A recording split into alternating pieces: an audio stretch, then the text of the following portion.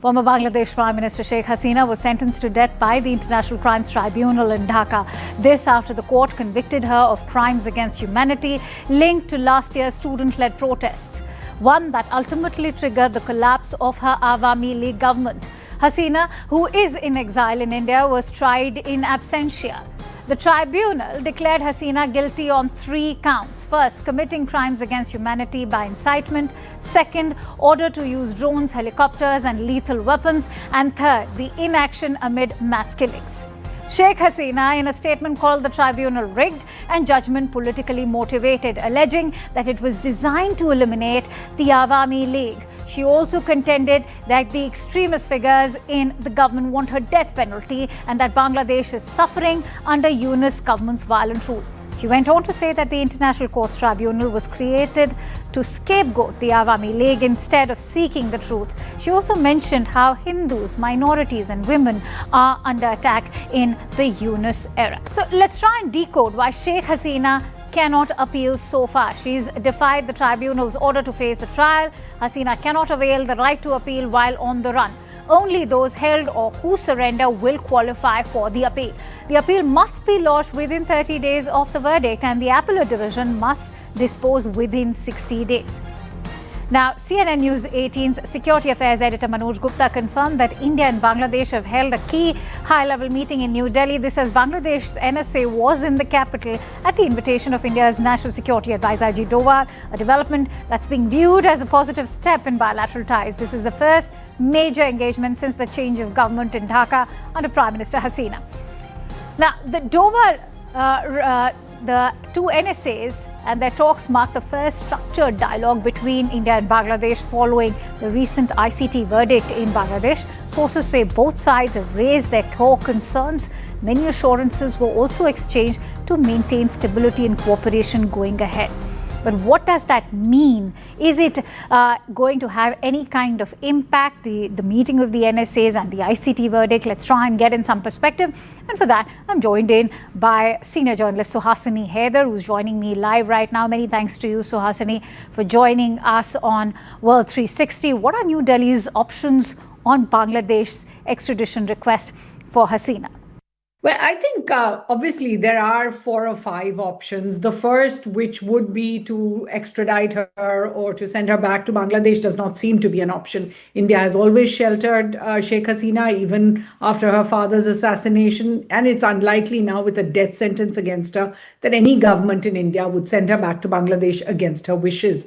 But there are other options as well. To begin with, India could say it doesn't recognize the ICT. After all, the ICT was set up in order to try war criminals from 1971. In her tenure, Sheikh Hasina expanded it a little bit, spoke about those who had killed her father, and 6 people were executed. But to make it about the 2024 protests might be a stretch. India could also look at the extradition treaty with Bangladesh signed in 2013 that says very clearly that there are exceptions. There's a political exception it could make. It could make an exception under Article 8. There are a number of areas if it feels the trial has not done the right by justice. So there are those options as well. Of course, the option remains to continue to remain in diplomatic contact with Bangladesh, give India's concerns, take Bangladesh's concerns, as I think the government has been doing. We saw NSA Ajit Doval invite the Bangladeshi NSA here. And I think finally, there is always the option for India to say, okay, we will take it at face value and have an extradition trial in India. That would involve for the government to send a formal request from Bangladesh. That would include all the evidence. It would include all the trial process. And then that would give Sheikh Hasina, who is in India, a chance to defend herself as well.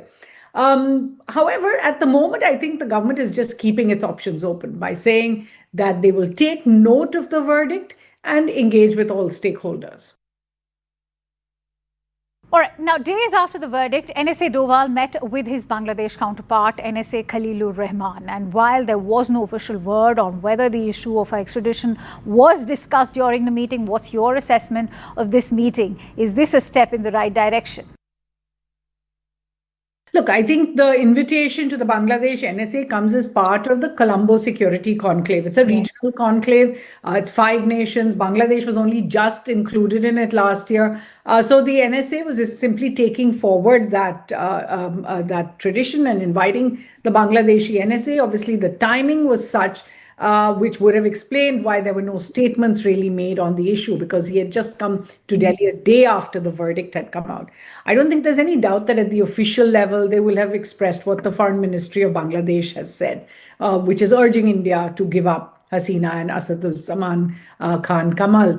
But actually speaking, this is a very lengthy process. And the first step has not yet even been taken, which is to send the formal extradition request with the verdict. And as I said, all the trial procedures as well. So any conversation is about keeping the channels of communication open. Prime Minister Modi met with the chief advisor, Mohammad Yunus, earlier this year. External Affairs Minister Jaishankar has met twice with his Bangladeshi counterpart. The Foreign Secretary Vikram Misri also visited Dhaka. At some point, there'll be the expectation of a return visit. And I think, Akanksha, the sense is that this is still temporary. There is an election around the corner. It's expected to be held in February. And then there will be a democratically elected government in Bangladesh, which New Delhi will want to continue to engage with. So I think that's what is being looked at much more closely.